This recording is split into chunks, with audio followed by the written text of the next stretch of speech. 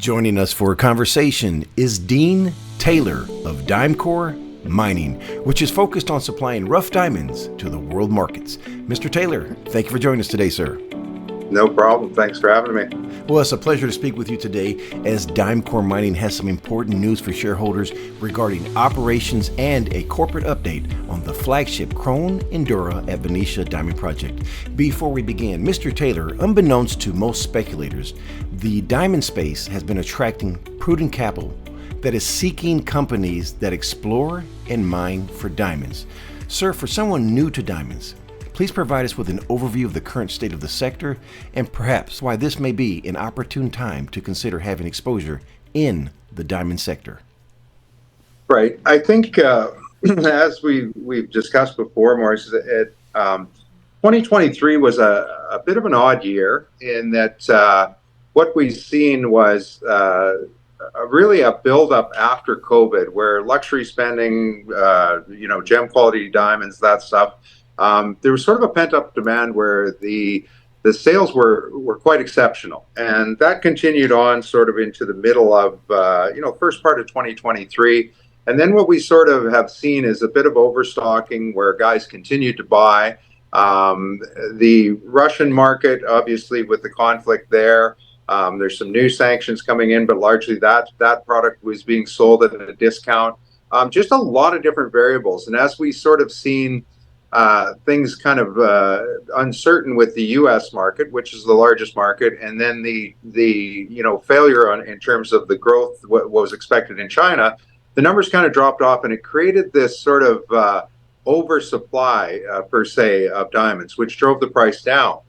We've only seen it twice. We saw it at the financial crisis, and then we saw it again as we moved into sort of an area or a time when COVID happened. Both times it bounced back very, very quickly. And what we've noticed is that this we expect kind of to be more or less similar in nature. So it's a bit of an interesting time. I mean, the bottom line with everything is that we know that there's basically only about 1.3 billion carats of reserves throughout the world. About 600 million of that is in the Russian market. So therefore, as we see these sanctions come in, that could have an impact. And the world goes through about somewhere around 120 million carats a year. So really, when we look at it, it's not a well understood, industry. But the reality is that gem quality natural diamonds are certainly becoming harder and harder to get, more and more rare. And so while we see this sort of low point right now, I think we're going to see, as we get into the end of the first and the second quarters of next year, these supply shortages for natural rough diamonds is going to increase. And we've already seen a little bit of a move at the end of this year where the buyers have started to restock and things like that. I think what we're going to see is it comes down to sort of how good are the Christmas numbers going into next year. What do we see in terms of recovery in China? But overall, it is an interesting time, and I think we've sort of seen this third, in at least recent history in the last sort of 15 years. This is the third time. Every time it bounces back quite strongly. So I think that going into next year, it's going to be interesting to say the least. Well, going back to Russia here, I know a lot of the speculators that are in this space have marked their calendars for the 1st of January, and you've alluded to sanctions. Can you expand on that narrative a little bit further for us? And who are some of the key players that have benefited prior to this, to the 1st of January coming up, and who will benefit moving forward? Well, I think, what had happened was obviously, we don't get too much into the politics, but obviously the conflict between Russia and Ukraine is something that was at the forefront. We saw earlier the G7 countries, which are really where the main brunt of the sales takes place. The U.S. market is well over, around 50% of what's sold in terms of luxury goods and certainly diamond jewelry and things like that, and the higher end stuff. What we saw was G7 came out with what I would refer to as more or less bans around the middle, just before the middle of this year. They were largely ineffective in that Russian goods were still coming in. They were being bought, and most of the stuff was cut and polished in India. And the theory was, well, even if it originates in Russia, if it's cut and polished in India, then it originates in India, and that has gone by the wayside. A lot of the bigger guys, your Tiffany's, your Signets, a lot of the mainstream guys, they're very, very, aware of their corporate social responsibilities and things like that. They came out pretty much right away and said, look, we're not interested in having anything that originates, from Russia. Now, what's going to happen is the initial bans, as we would call them, or sanctions, have been strengthened now, and what'll happen is really the January 1st number is when they'll kick in. There's some initial stuff. It required sort of cooperation from the Indian side, which they've gotten. And what we're going to see is as we move through this year, not only after the first, is there going to be pretty serious sanctions where there's no way that anybody really wants to have Russian goods in their stores right now. And so what we're going to see is as that moves forward through to the middle of the year and into the third quarter, there'll be additional tracking, additional things that'll go into place to kind of eliminate that. So the key to remember is that the two big players in the industry are De Beers and Alrosa, which is the Russian government. The Russian government, Alrosa, is somewhere around between 30 and 35% of the production worldwide. So if you take 120 million carats and you eliminate, 35% of that, yes, those goods will still end up going to China and different areas like that may not care as much.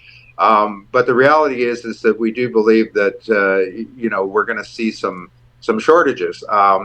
Synthetic or lab grown diamonds. Those have, they represent about maybe 15%, of the space now. Everybody asks that question. The synthetic side of things, it's very simple. I mean, natural gem quality diamonds are extremely rare.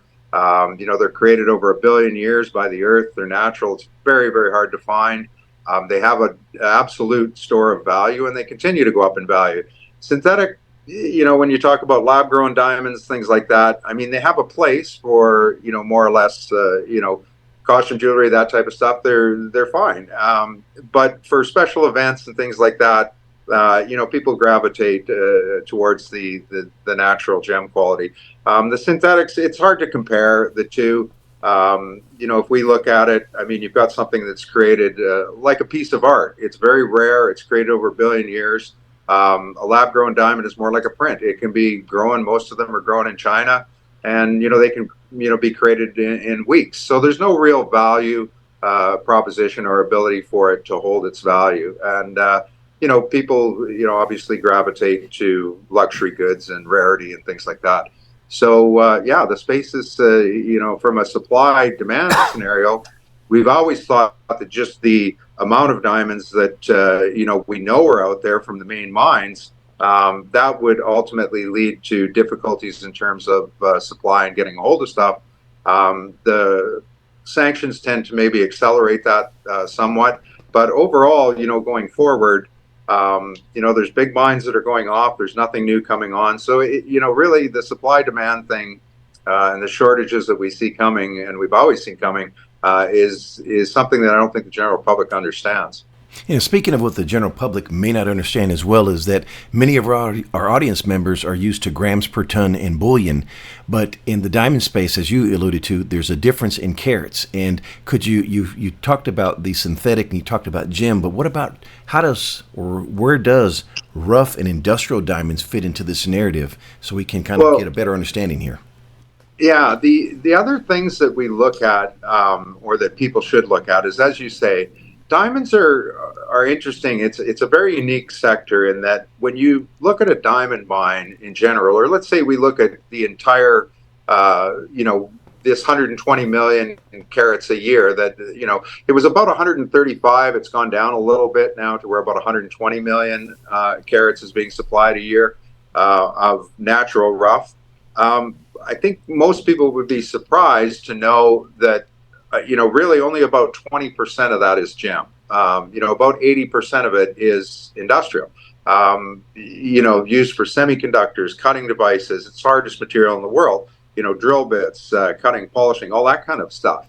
So it's very, very hard to find, gem quality natural diamonds. It definitely, when we look at the lab grown diamond sector, it's gotten consistently, cheaper. It's more, we see it in the places like Pandora and different things like that, where it's a birthday gift. It's something maybe not quite as meaningful as, say, an engagement or otherwise, where people want something that actually has real value to it. So look, our project is about 60, maybe 65% gem or near gem quality. That's one of the nice things that we have. As you say, when you look at it, it's, typically we look at carats per 100 ton. You can still look at it in terms of what your targets are for, say, your revenue per ton as opposed to your operating cost or your all-in cost per ton. But as you go up in terms of gem quality, the numbers obviously change. The more gem quality you have, the better it is. When we look at the overall picture for all diamonds that are recovered, the average dollar per carat, again, people might be surprised to know it's probably under $100, probably $90 to $100 on average. Last year we had, we get some big stones and things like that, but we were well over sort of $350 a carat. So about 3 times what you would normally see is what we're looking at. And the big stones, like I say, for us, we expect to see some stuff over, up to sort of 300 carats in size, and individual stones. So those can be, depending on the quality of the stone, they can be 3 million, they can be 5 million, they can be 15 million just in one shot. So that's really what we focus on is, we focus on the higher end guys. We have about 200 customers. Of course, we've got the strategic alliance with Tiffany's, which is now part of Louis Vuitton. But really, our buyers are looking for that very unique, very rare gem quality stones that are obviously very, very valuable. And as they become harder and harder to find, they go up in value. They're not something that you can produce in a matter of weeks. Well, let's find out where and how Diamcor Mining fits into the narrative. Mr. Taylor, please reacquaint us with Diamcor Mining and the exciting opportunity the company presents to shareholders. Yeah, it's been a rather unique story. It takes a long time to get everything up and running. What we did was we are co-located. And when I say co-located, our processing plants and stuff like that are probably within 1,000, 1,500 meters of the main pipe of Venetia. Now, Venetia is obviously one of the most prolific diamond mines in the world. It's owned by De Beers. It was producing somewhere in the neighborhood of about 9 million carats a year from the open pit operations. It's now gone underground, drops probably that production level down to about 3 million. And essentially what had happened was De Beers had identified that as much as sort of 1,000 vertical meters, or about 50 million tons of that tops of that pipe, was pushed off in a glacial shift and subsequent erosion. So what we end up with is really a fan deposit that's very close and moves out from the pipe. We acquired about just under 6,000 hectares directly adjacent to the pipe. And so what we do is we mine out the areas through a surface mining operation. We're not underground. It's never more than about 15 meters from surface to bedrock. And we remove that material and we extract the diamonds that were displaced from Venetia. Now, the thing, if you do the quick calculation, Venetia, as we talked about with grade, is somewhere around 100 carats per 100 ton.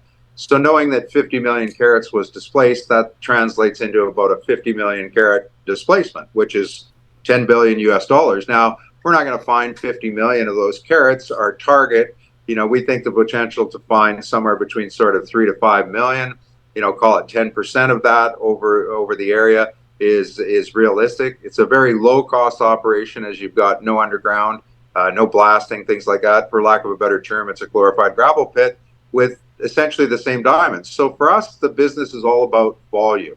We were ready to go before COVID.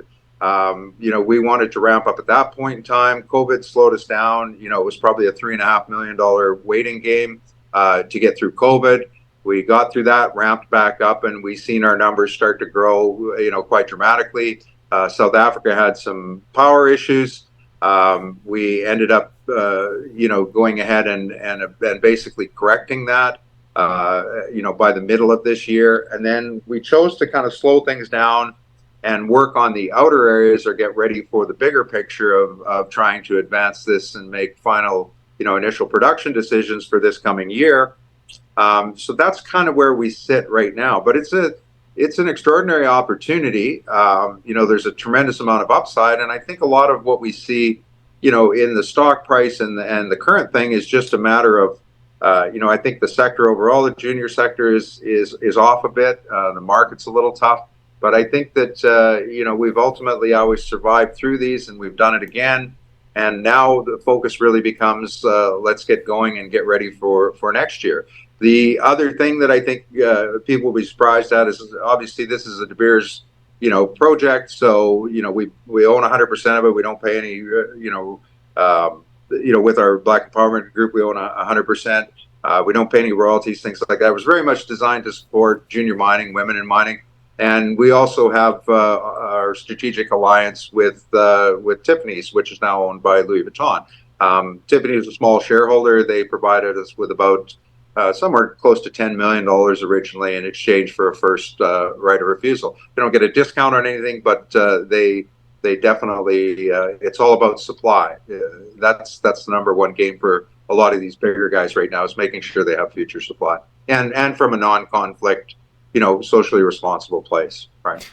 Well, you've said a lot here. I want to go back to Tiffany's since you left off there.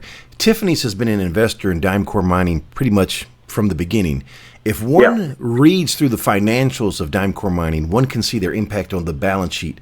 Could you elaborate on the financial relationship with Tiffany's?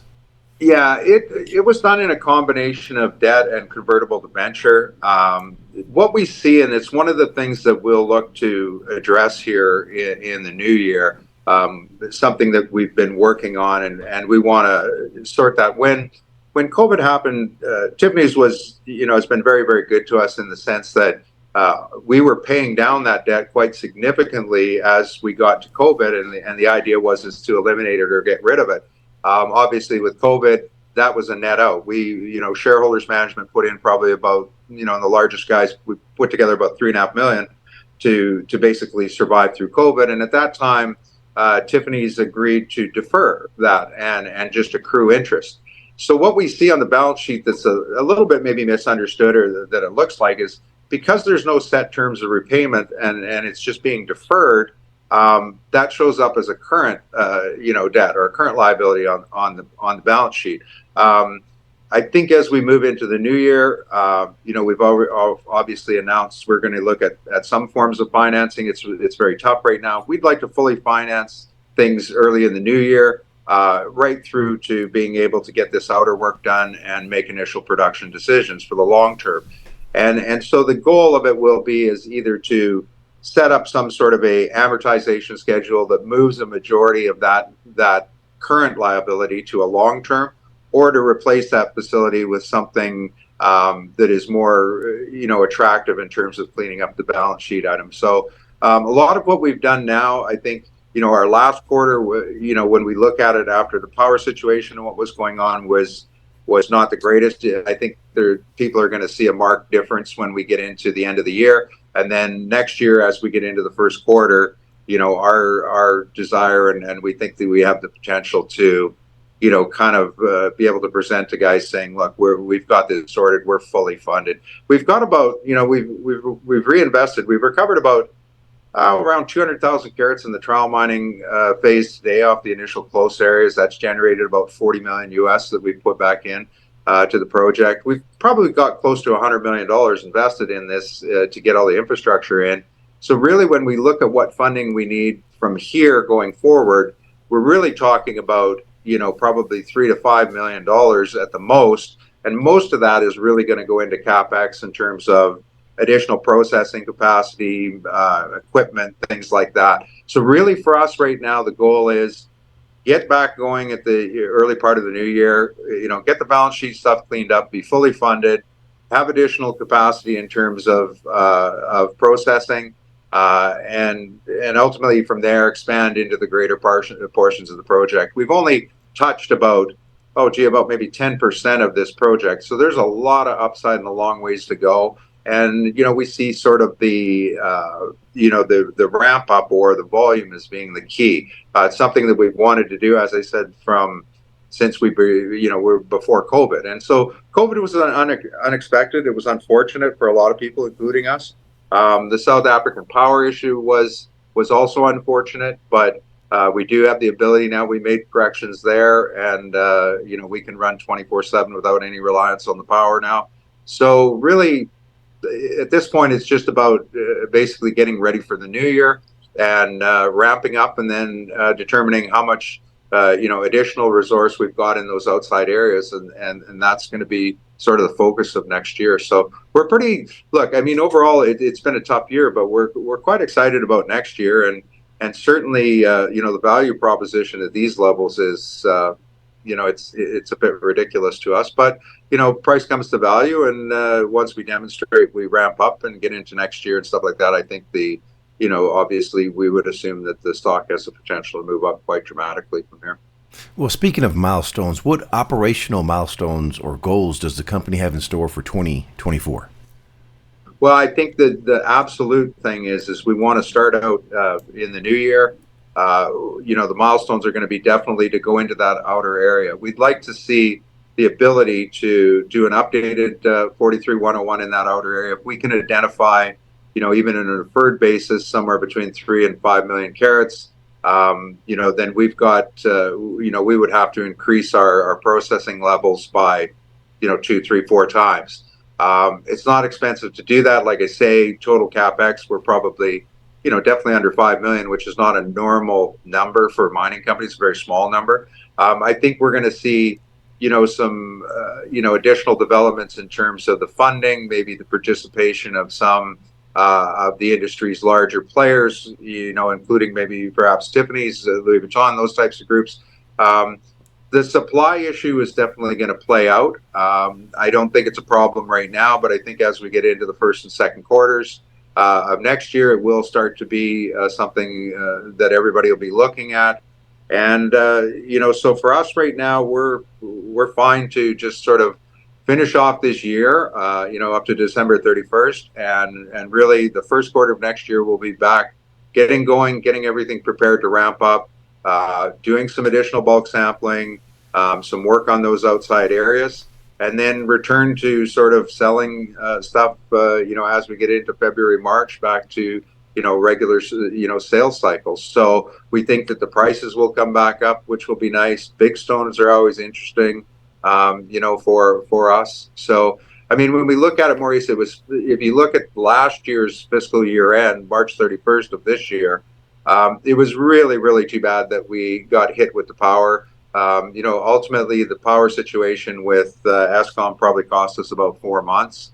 If you look at the financials, we only lost about 750,000 Canadian last year, and we lost sort of the last 4 months, due to the power situation. So, had that not happened, we were comfortable that we were in a pretty good trajectory to actually have a profitable year, just from the trial mining phase last year. So this year, the goal is definitely, get things ramped up. And I think it's, like I say, while there's not much news and stuff like that goes on at the moment, I think as we get through these next couple of weeks and into the new year, we're definitely going to have some fun, and it'll get back to being, really quite a fun situation for us. So that's where we see happening. Well, you somewhat answered my question, because myself as a shareholder and a number of shareholders have been asking, hey, when are we going to have you back on the show? So in terms of news flow, what can we expect in 2024?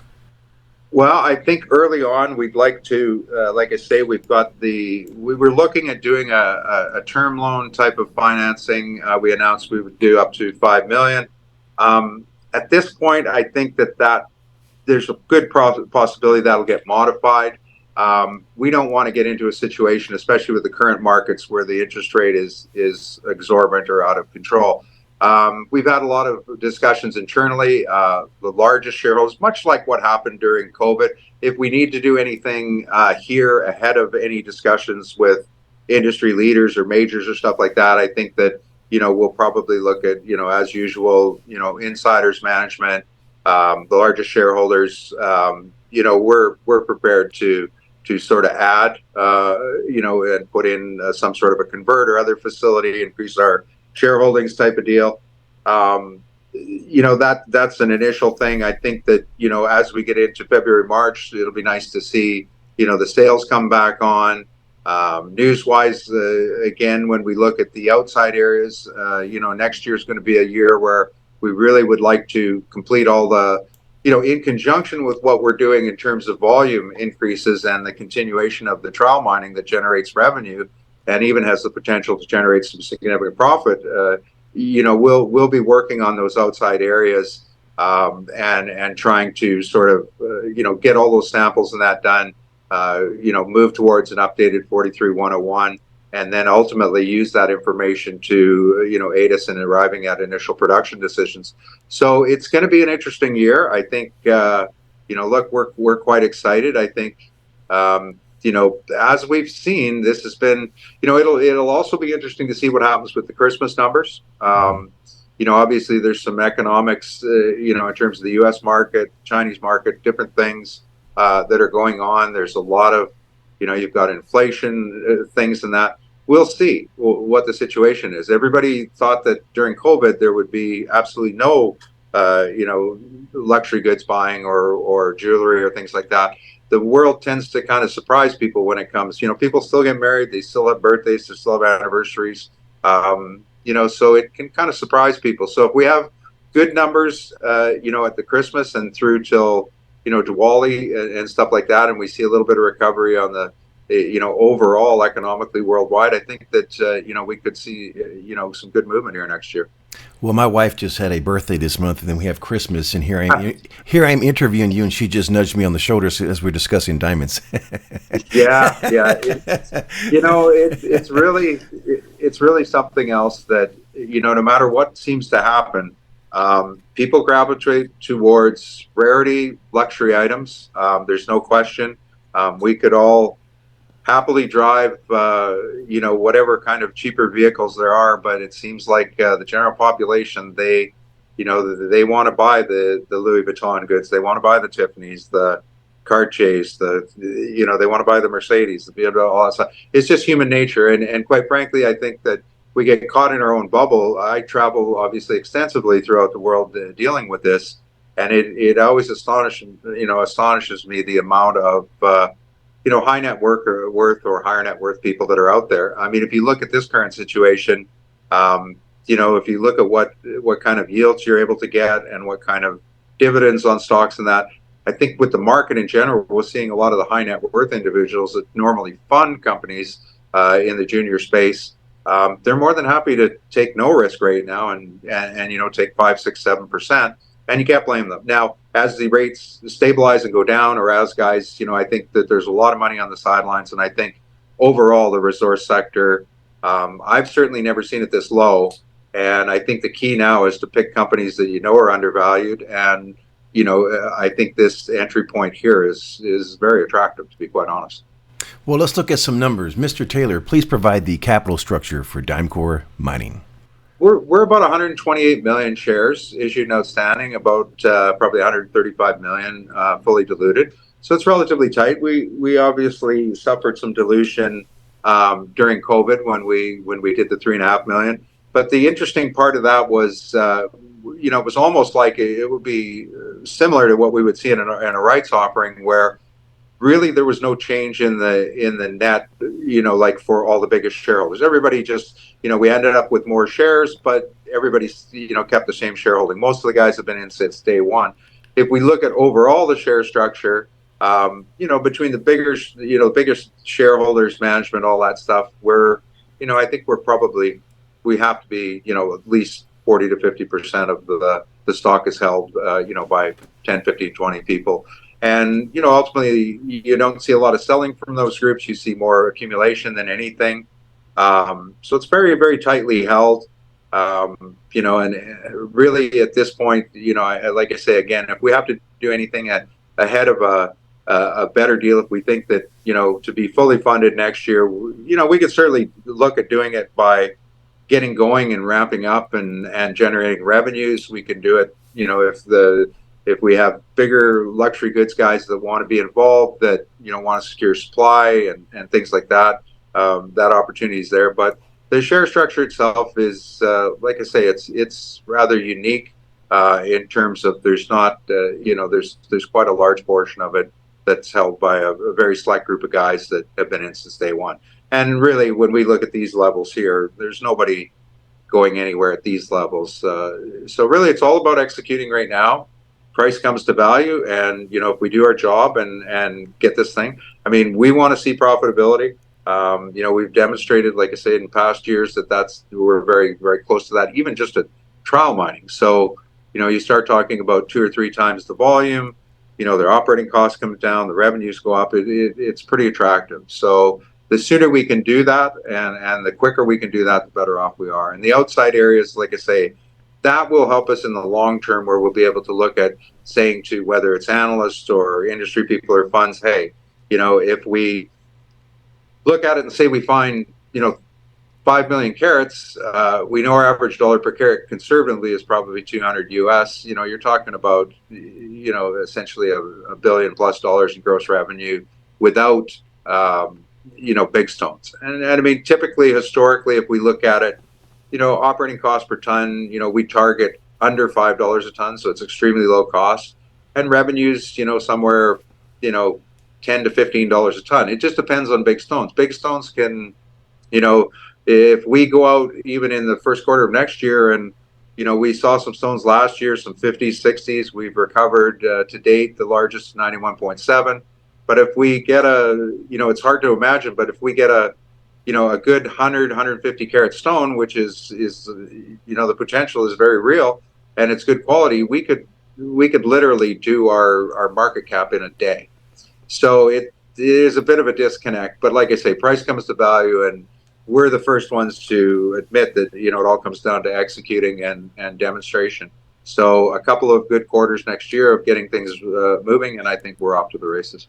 Well, speaking of shareholders, you and I correspond offline, although we haven't conducted an interview, I think, since January, if my memory serves me correct. But I'm on record. I'll be on record right now, I should say.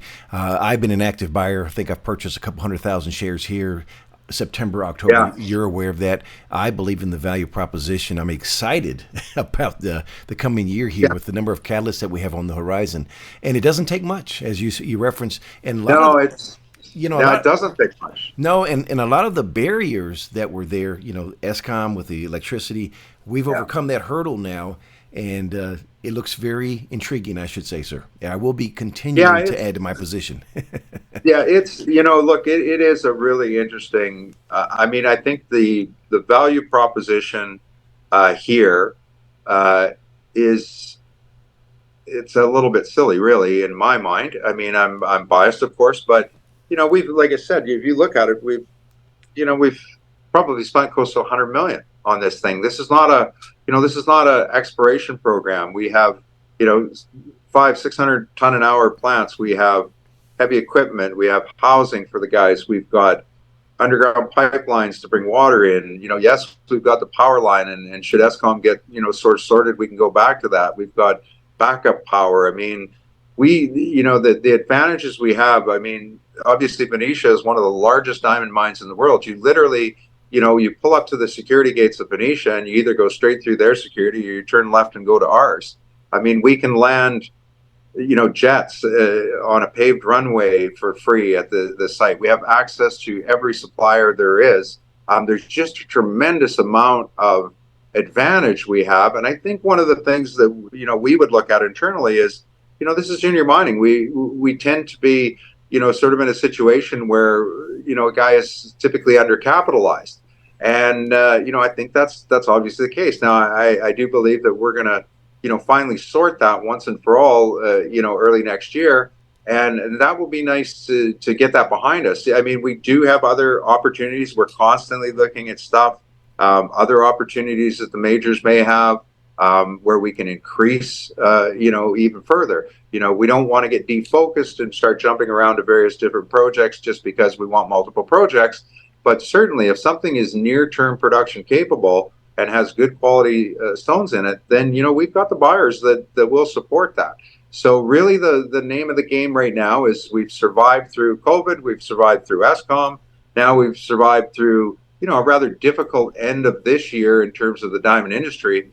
But overall, I mean, next year we just sort of look at it and say, okay, well, there's not a whole bunch left here that can pop up and hurt us.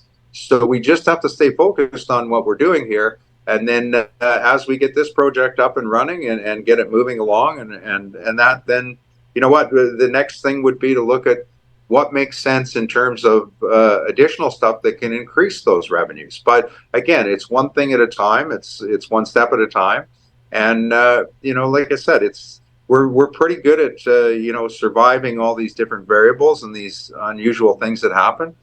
We've proven that time and again, and I don't think this will be any different. We'll be there, for next year should things change. That's what we're really focused on right now is let's just make sure we're prepared to take advantage of what we think is going to happen next year. If it doesn't, really doesn't affect us one way or another. But if it does happen, which is what we think, then we're going to be in really good shape. But it's just stick to our knitting right now and be very, very strategic in terms of what it is we do and how fast we do it.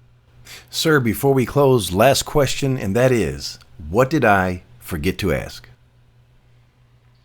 Yeah, honestly, I think if I'm sitting in the crowd, the thing I always ask guys is, what keeps you up at night, or what do you think are the things that can go wrong? I think we've solved the ESCOM deal to a large extent. I think for us to go really fast, it's not a huge amount of money, but we'll definitely need to, do a $3 to $5 million dollar facility, or some restructuring of that, which I think can be done. I mean, myself, the biggest shareholders, if we were to do anything right now, I can tell you that, we would probably commit at least $1 million, $1.5 million ourselves to throw into that. So that we see as something that's going to happen. Grade is always something we look at, but we try and solve that, and that's the reason why we go volume. The larger the volume we do, the less grade variability really affects us. Finding big stones, how quickly you can find them, that's, something we look at, and how much is in that outer area. Again, we're trying to be conservative, saying if 50 million carats came off of there, let's say we try and find 3 to 5 million. There's some areas out there that we see as high potential areas where, who knows, you could find 10 million carats, 20 million carats. Anything like that you find in these high-grade trap sites where the diamonds have settled. And boy, I'll tell you, we would have an awful lot of fun if, we build a model on very, very low grade. I think the model for going forward is based on, a 3.5 carat per 100 ton in situ, number. To date, we're probably at about 7 carats per 100 tons. So we back it off. We've seen areas that are as high as 25, 26 carats per 100 ton. It's difficult to model those kind of numbers. If you get into an area even for 2-3 years, where you have high grade 10, 15 carats per 100 ton in situ, but things change exponentially. So like I said, those are the sort of the things in terms of what questions weren't asked. I think that's being very, very straight up with guys. Those are the things we look at, but none of them are really disastrous. I think we're in a perfect position now, and while the market is tricky, and that seems to be the toughest thing right now, making sure that whatever facilities we put in place, we try and do it in as non-dilutive way as possible. And if we have to dilute some, let's keep it to the main shareholders and make sure everybody stays at the same levels, because that certainly doesn't hurt us. Well, Mr. Taylor, it's been a pleasure speaking with you. Wishing you and Diamcor Mining the absolute best, sir. Yeah, you too, Morris. It's always good to talk to you. Any questions anybody has or whatever, they're always welcome to get a hold of me. And looking forward to the next year. Get through this one, and wishing everybody happy holiday season. And we'll look for a good 2024. Likewise, sir, and all the best to you. You bet. Cheers. Thanks. The information presented on Proven and Probable is provided for educational and informational purposes only, without any express or implied warranty of any kind, including warranties of accuracy, completeness, or fitness for any particular purpose. The information is not intended to be and does not constitute financial, investment, or trading advice, or any other advice. You should not make any financial, investment, or trading decision based on any of the information presented without first undertaking independent due diligence and consultation with a professional broker or competent financial advisor.